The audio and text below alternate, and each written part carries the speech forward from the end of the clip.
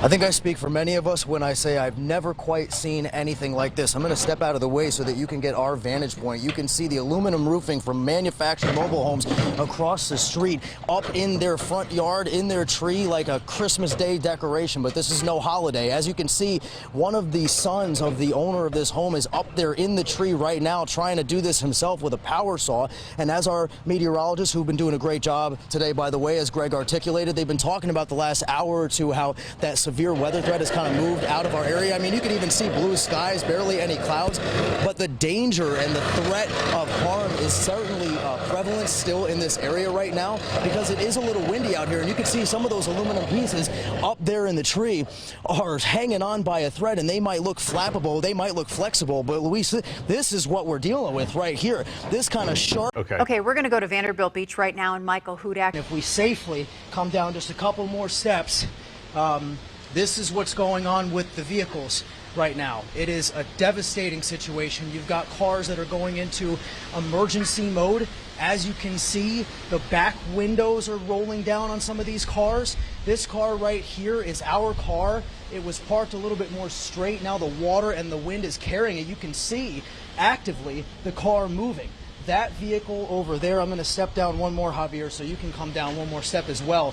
That car over there is an electric vehicle. You might see the lights on, but do not worry. There, of course, is no one inside of that vehicle.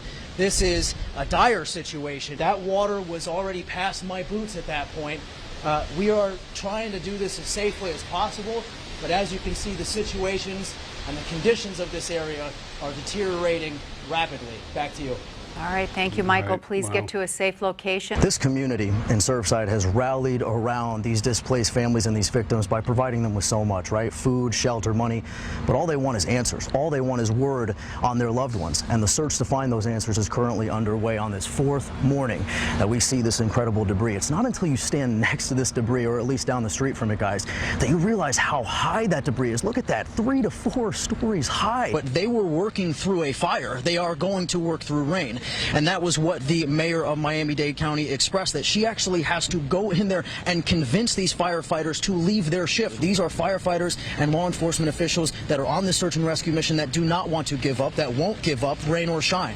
Corey, good morning. The last time anyone heard from Gabby Petito was on August 27th. It was not uncommon for Gabby to send multiple text messages to her mom throughout the course of any trip that she went on, but this one on August 27th was just different. Her mom said that she didn't even think it was Gabby who sent the text message. It said our wait time was 5 minutes, and then 6 minutes, and then 8 minutes. I gave up after 40 minutes. Okay, so you can see the wind. Our tripod just got knocked down. I'm going to try to put that back over there. Walk with us a little bit, because this is how this was able to happen.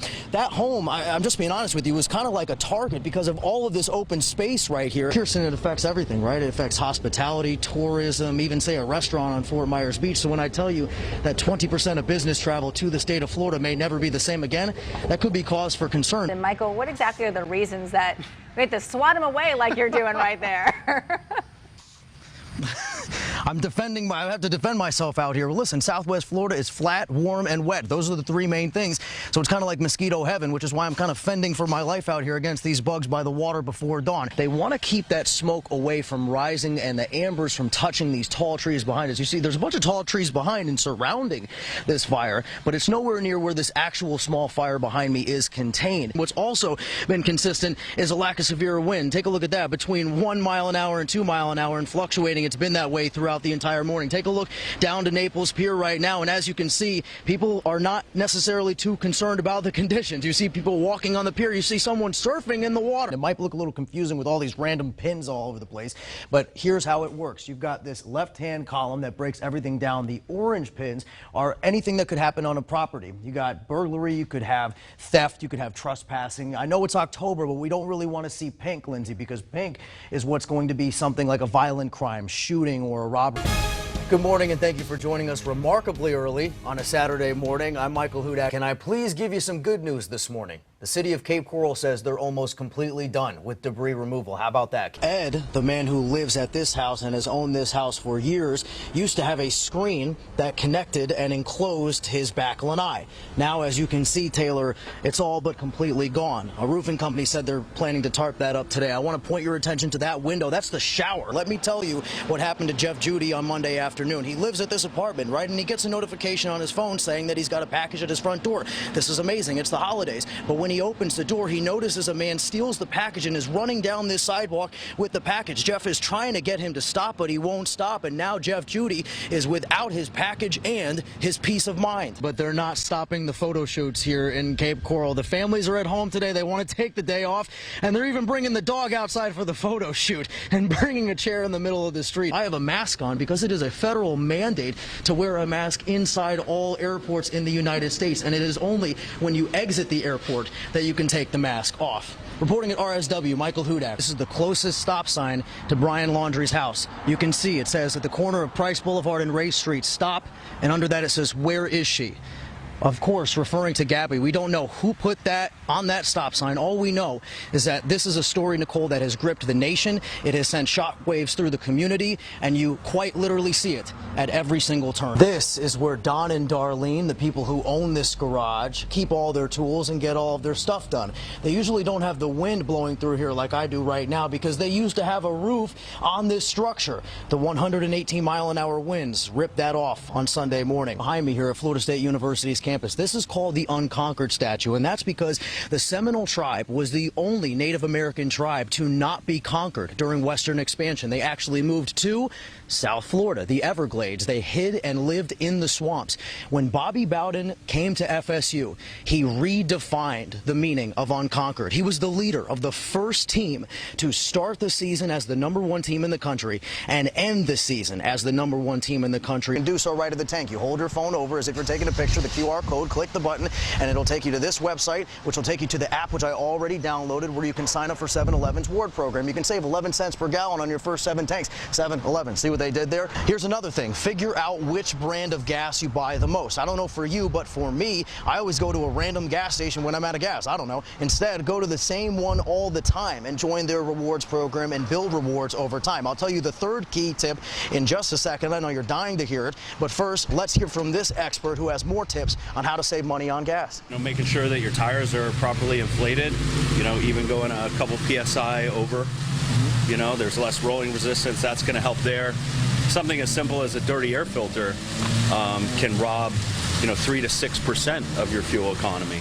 The other way you can save money on gas is by making your car as fuel efficient as possible, which means taking some of the weight out of your car. This actually surprisingly helps your car conserve gas. Another way that you can save money on gas is just don't floor it when you're at the green light. That wastes a lot of gas. But the #1 way that you can save money on gas, according to a local expert, is by using a car that does not accept gas because it's electric.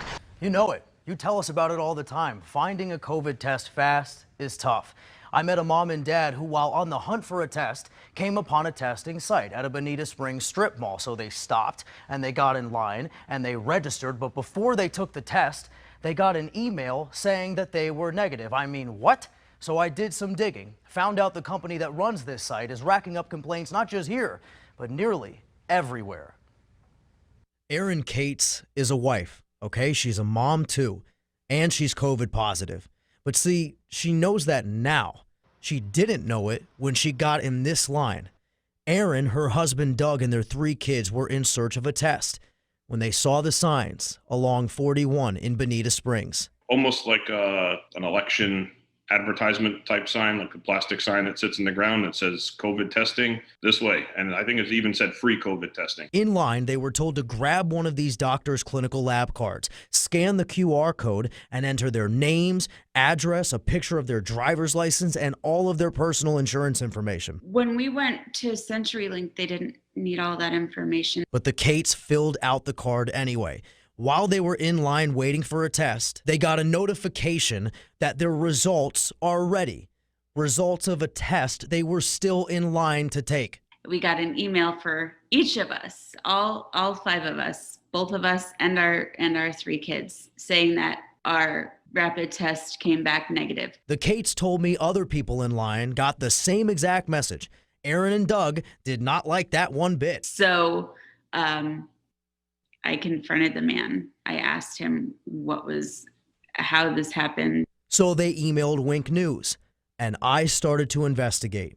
First, I tried to call Center for COVID Control. That's who sent Aaron and Doug the notification that their test results came back negative. You are currently caller number 121. It said our wait time was 5 minutes, and then 6 minutes, and then 8 minutes. I gave up after 40 minutes. I was getting nowhere. I went back to the card the Cates filled out, looked up Doctor's Clinical Lab. I found one ending in .net and another ending in .com. I called the .net number first. A spokesperson from the Miami-based company told me. So the Doctor's Clinical Laboratory Services that is using your logo and name on the west coast of Florida in several locations is not a part of your entity. Exactly. It's not a part of us at all. So when I looked for a number to the .com, I clicked the link and this popped up. It's an official-looking website, but with a peculiar message, okay? It's not a home page, not a table of contents tab. The first thing I see is a negative COVID-19 test, time-stamped with whatever the time and date was when I clicked on the link. I did it 6 times with the same negative test result coming up. So the next day I tried again. This time, a single page filled the screen. The message, quote, "The patient you are trying to verify has been tested. If you need a copy of the report, call our lab," end quote. And there's a phone number.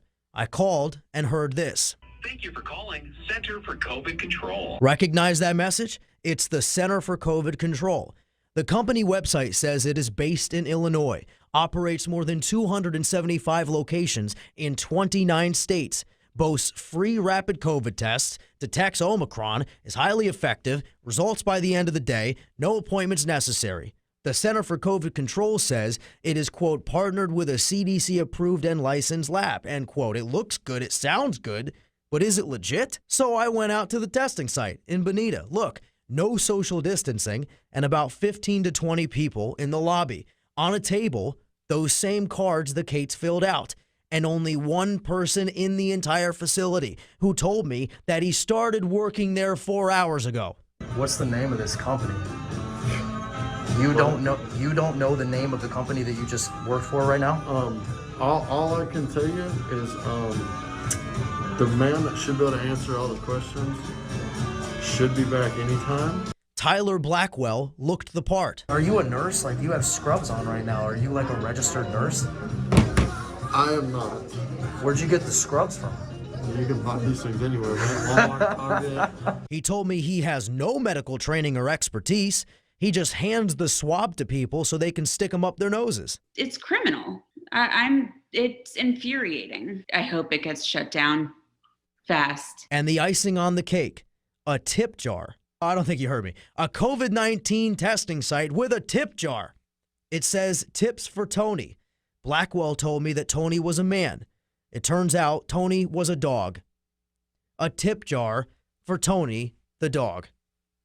News begins with breaking news. Breaking tonight, the company at the center of a Wink News investigation orders a pause in operations. Good evening, I'm Lois Tomey. I'm Chris Safati. Thanks for joining us tonight. On its website, USA Today reports it obtained an internal memo saying the Center for COVID Control will pause all operations for 1 week. A company spokesperson later confirmed to USA Today the existence of that memo. That pause is expected to take effect Friday, nationwide. USA Today goes on to cite Wink News and our reporting of what happened at the Bonita Springs location, that some people in line got results for tests before they even took the COVID test. Wink News reporter Michael Hudak broke the story in Bonita, and on Wink News at 3 broke the news that the Edison Mall location closed up today. Michael, you talked with the woman who says she runs that site. That's right, and she says that these orders came from above. And Chris, above we know is the Center for COVID Control, which has 275 listed locations across the United States, 3 of them in Southwest Florida, and 1 of them used to be right there. A week ago today, the old Sears parking lot at the Edison Mall was lined with cars. Today, back to the ghost town it's been since the department store was closed. And when I got here, it was just me, myself, and my camera guy until a woman in a car pulled up. It turns out it was the woman who manages this place, So I asked her what the heck happened. This is time-lapse video I shot the first time I visited the COVID test site at the Edison Mall. I mean, look at the incredible line of cars. 1 week later, you could hear a pin drop in the parking lot. There is such concern out there for people being scared and needed testing, and now people are without. The only sign that this place used to be a test site, a locked shed, a sign that says closed until further notice, and then Mary Farmer. You used to run this site, correct? Yeah. Farmer told me last week, and again on Thursday, she ran this testing site operating under the umbrella of the Center for COVID Control. And when I asked her why this site closed... Everybody has to be investigated. What? By who? The Center for COVID Control? I mean, I've tried for a week to get someone from the company to talk to me about what's happening in Southwest Florida. The state of Florida? I've called the state attorney general, the Department of Health, the Agency for Healthcare Administration, emailed them all too. They will not say whether they are doing an investigation. So I asked Farmer. Who did you say was investigating the Center for COVID Control? I know there were sites in Miami that were giving out results before people even tested. What if I told you that I did a report on Monday that the site in Bonita Springs was doing the same exact thing? We heard the same thing, and we didn't know that, and we were sending people over there that couldn't wait in line, and we didn't know that ourselves. It turns out the only Southwest Florida location shut down right now is the one at the Edison Mall. Thursday afternoon, this video proves the Cape Coral location is still open. And then when I texted Dennis Finnerty, the same Dennis Finnerty who welcomed me into the Bonita Springs site on Tuesday, his response was 2 words. Again Thursday afternoon, video shows Bonita is still open as well. Well, the problem is that the new landowner is trying to uproot everybody else's way of life, and he's going about it pretty boldly, Lois. He's apparently put signs in the mangroves that say private property, no trespassing, but he may have overstepped. There could be a so-called liquid loophole in Florida law that will keep access to this water open to everybody. Y'all need water? Joey Nelson 1, 2, 3 would not change this for the world. I lived here since 1980. 1980. Yeah, we moved here when I was 10 years old. Nelson's been kayaking on these waterways off of Big Hickory Island ever since. So when he saw the signs and he saw the cameras, he immediately knew the owner of the land was up to something. He came down, he put some signs up and some cameras, wired signs, and we were told that we weren't allowed, access, through the mangrove tunnels. The big signs and tiny cameras were courtesy of David Shee, working on behalf of the newly formed Bonita Springs Conservation Association. The group decided the open waters where locals spent hours and hours of their lives were now private property. What you had been doing basically your whole life, suddenly one day it was like, you can't do that anymore. Yeah. The only problem for the Bonita Springs Conservation Association, there may be a, how do I say this, a liquid loophole. That's why he brought us on a little tour here out into the water. Didn't think this was how the day was gonna go, but let's give it a shot. Nelson told me Florida law says any navigable waterway is public property. So while I was out kayaking, the water that we were sailing on was public, but the sand underneath it is private. Stick your paddle in the water, you're good. Stick your paddle in the sand, you're on somebody else's land. Where we are right now, the water is public, but the sand underneath us is private? That's what I was told. How weird is that? Yeah, I mean, I've never heard anything like that before. Nelson, like a lot of people, hope the water stays open to anyone. Hi. And that right to be here is never taken away. If we are not allowed to access this, thousands of people, will not be able to enjoy this anymore. It would change the lifestyle completely. Yes. And just because they survived, just because they are not physically injured, that does not mean that they are okay, especially for the husbands who left town never to see the love of their life again. When two people exchange vows at their wedding, the famous words are, "Until death do us part." That one was your wife? That's correct. But these men say that's just not true. These husbands will never part from the love of their life, even after death. I was on the phone with her at 1:30. June 24th, 2021 will haunt Mike Stratton for the rest of his life. He was out of town on a business trip as the Champlain Tower South began to give way. His wife, Cassie, who was in their apartment photographed here on the 4th floor, called him. She called me up and she said, I think there's an earthquake. And she looked down the balcony and the pool area had kind of a sinkhole. And then the building started to shake, rattle, and she screamed, and then the phone went dead. Cassie Stratton was 40 years old. Her husband, Mike, is only one of the husbands I met who left town before the collapse, never to see their wives again. I was in Panama that day. I was visiting family in Panama. Oh.